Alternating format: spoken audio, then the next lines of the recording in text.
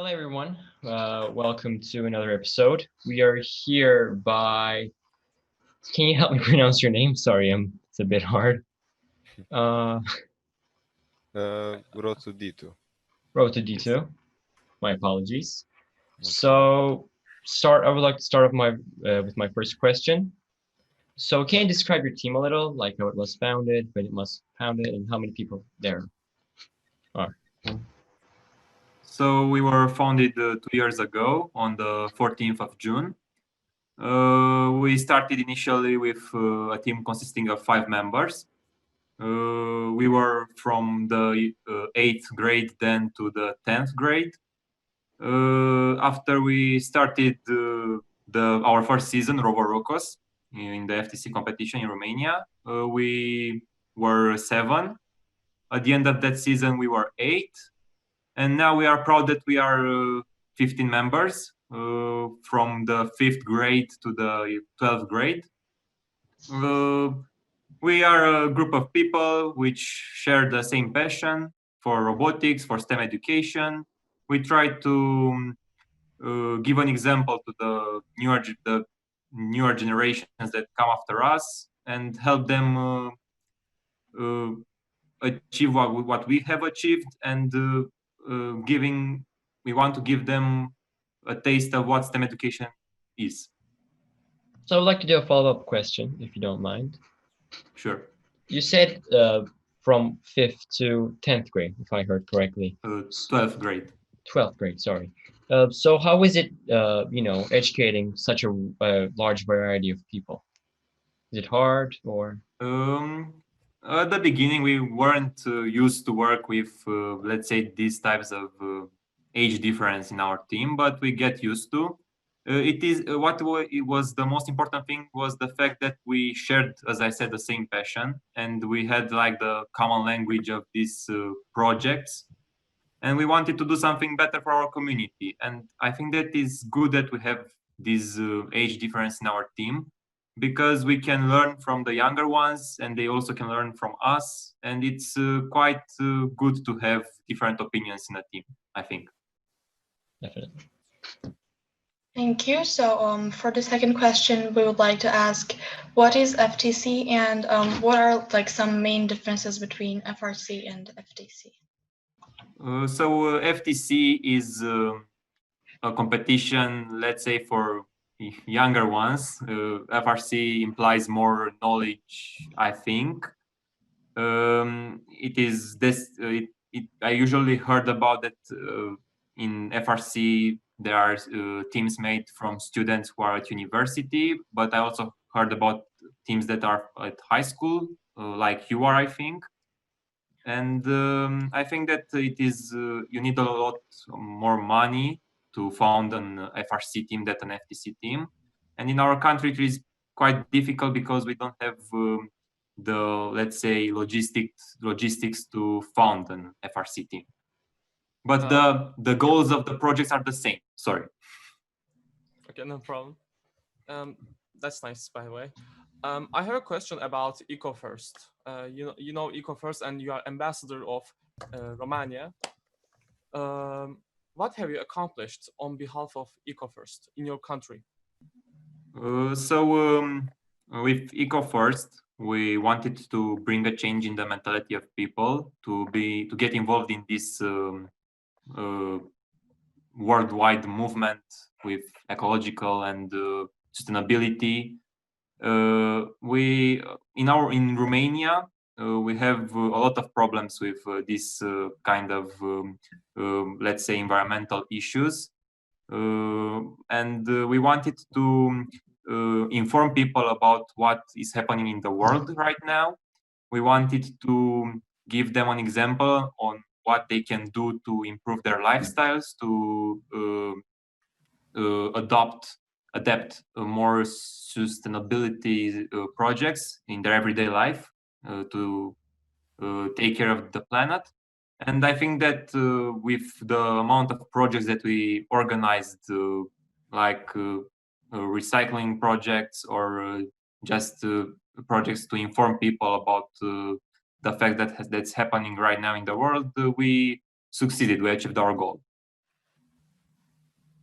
So speaking of being an ambassador, how did you become an ambassador? Like, what is the trials and errors of becoming an ambassador? We were contacted by a team, which was the initiator of the project at a global scale. And they heard about us. They heard that we are very involved in the community with our projects. And they asked us if we can help them. And that's how we became like the second role in this project, in this global project. It's not like a protocol to follow or some rules to follow to become an ambassador. It's basically who wants to help us and has a strong point and can really put an effort on this project. It's welcomed. Okay. Okay, so another question. What was like some of your accomplishments during this pandemic while we were quarantined and couldn't go out? How did you keep in touch with your team? Yes, it was pretty difficult because we had a lot of projects during this time organized and we couldn't help them as we wanted. We tried to adapt to these times. That's the most important thing, and we kind of moved them on the online on the virtual space. As the communication between team members and in the team, we used the social media platforms like Zoom, like Skype, like WhatsApp, and we try to maintain a good communication between us because I think that FTC on first globally is kind of promoting the communication aspects between a group of people. Thank you. It's our final question. Can you talk a little bit about your plans, your future plans for EcoFirst? Well, I think one of our future plans for EcoFirst is, let's say, we want to inform people and we want to do more promotional materials for to change their opinions on doing more recycling and stuff like that. But we want to do something more practical as well.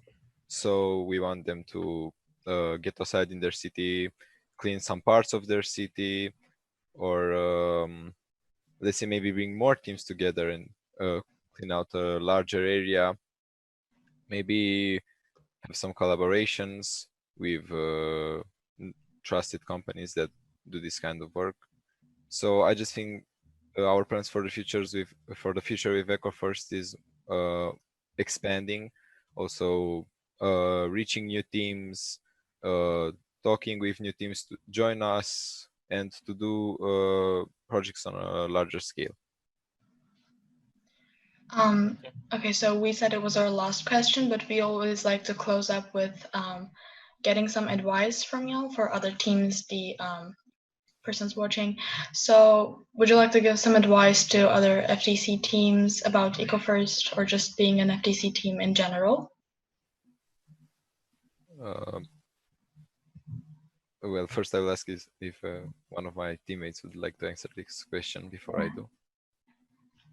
I will probably, firstly, I will advise them to, if they are not in an FTC team, to enroll in this project because it's amazing in each or any first project. If it is FLL, FRC, or FTC, it's very good. It helps you improve your knowledge, broaden your knowledge, learn new skills that will help you in the future, definitely. Even if you want to follow a, let's say, non-technical career or technical career, are both good. Another advice should be to, for the ones who want to come to join EcoFirst community, would be to don't be afraid because it's a new movement. We want to gather as many teams as we can, but they should know that they must be involved in this project with their whole heart. if they want to come. Well, thank you for answering all of our questions. Wait, can I Oh, ask yeah. a question for you? Yeah. Yeah, why 'Cause, not? Please. Go ahead. being a high school team in a FRC competition, was it hard seeing because as I know, most of the teams in FRC are from universities. Was there a difference in their, like, did you see any difference in that kind of sense? If you guys are okay with it, I'll just go down the line. So personally speaking, as if it's my first year, not really, because people are really friendly, even if they're foreigners or whatnot. Is usually the one thing, the one passion for FRC that kind of drives us all. So it didn't really bother me or comes across as, mean or indifferent. There are also like a lot of high school teams, like a lot, Yeah. I think. So it's not a really big problem for us. No, I understand. We need to find a good mechanical mentor. Maybe from universities, maybe from workshops. So you think They that help- is they help a lot. the difference? Like that makes the difference between let's say a medium team and a more of the top team getting a like do you think the mechanical part outweighs the programming? Like you can get these more easily into programming than the mechanical part? Definitely not.